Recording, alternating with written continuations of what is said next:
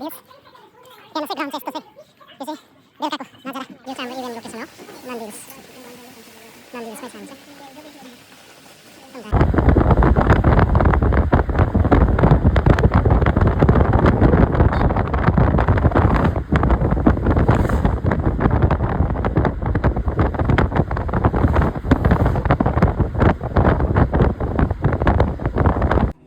यहाँ चाहिँ हर्कुस त डान्स गर्दैछ साथीहरू हेर्नुहोस् है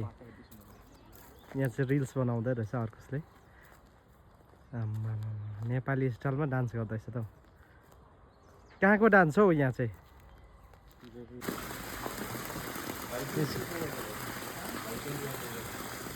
बेङ्गलोर लोकेसन नन्दिल्स